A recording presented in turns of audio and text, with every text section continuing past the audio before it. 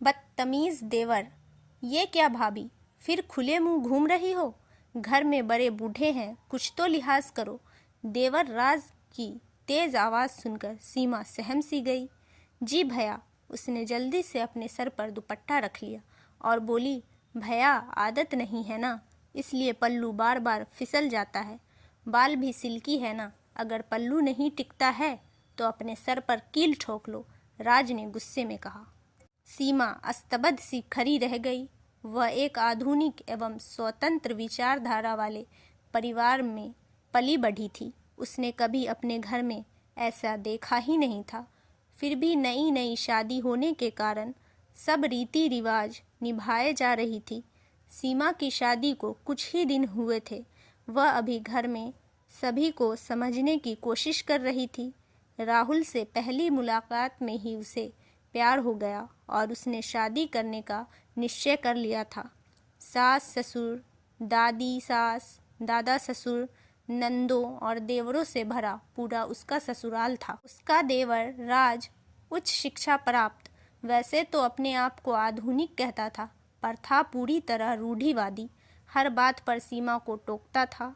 कभी कपड़ों पर ठीक से प्रेस नहीं की है, तो कभी रोटी गोल नहीं है, कभी सब्जी में मसाले की शिकायत, तो कभी कुछ। हर बात में नुक्स निकालने में उसे जैसे मज़ा आता था।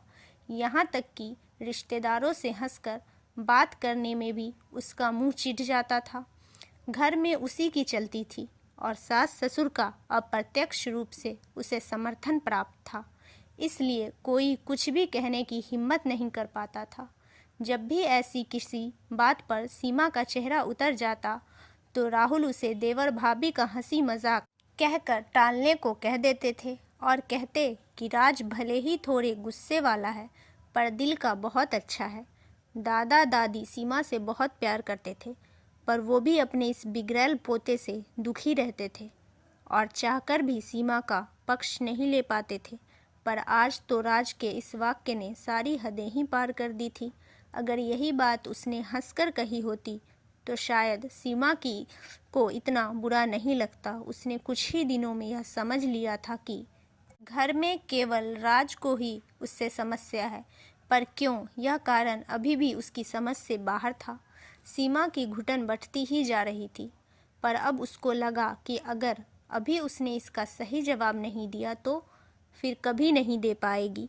उसने धीरे धीरे राज की बात को नज़रअंदाज करना शुरू कर दिया।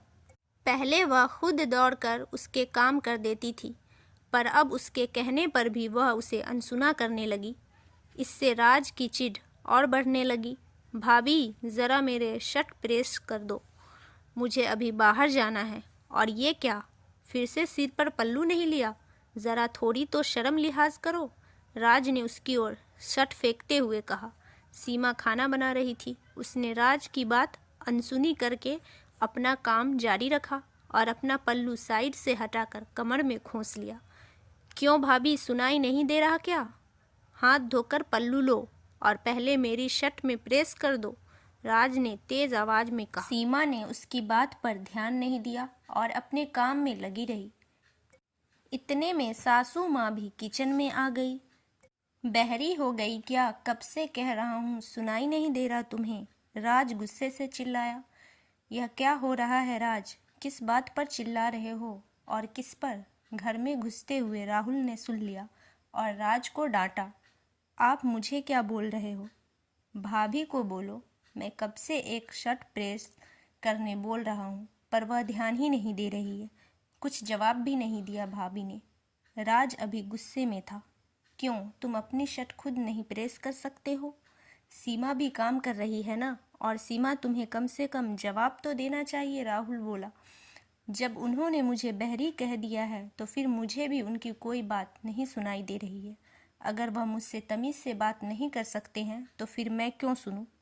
बड़ों की इज्जत व्यवहार और संस्कार से होती है, पल्लू से नहीं। उनकी यह दादागिरी अब मुझ पर नहीं चलेगी। मैं आपकी पत्नी हूँ, उनकी नौकरानी नहीं, सीमा ने सीधे स्वर में जवाब दिया। तो ऐसा कौन सा पहाड़ टूट पड़ा? बच्चा ही तो है, ऐसे मजाक में कह दिया। इसमें इतना बुरा मानने की कौन सी बात हो गई? सासू माँ ने राज का पक्ष लेते हुए बीच में कहा, नहीं माँ, अब ये कोई बच्चा नहीं रहा और देखा जाए तो उम्र में सीमा से बड़ा ही है। राहुल ने कहा, मैं अभी तक इसके व्यवहार को देवर भाभी के हंसी मजाक के रूप में लेता रहा, पर दिन ब दिन इसका व्यवहार खराब होता ही जा रहा है। राज, चलो माफ़ी मांगो सीमा से और आइंदा से तमीज़ से बात करना, बड़ी भाभी है तुम्हारी। राहुल ने गुस्से से कहा। राज का सिर झुक गया और उसने सीमा से माफ़ी मांग ली। सीमा को राहुल पर गर्व हुआ कि आज उन्होंने अपनी पत्नी के सम्मान की रक्षा की। उसे लगा आज सच में आज़ादी मिली है, बेवजह के बंधनों से, पुराने ख्यालातों से। तो कहानी कैसी लगी कमेंट करके बताएं और चैनल को सब्सक्राइब ज़रूर करें।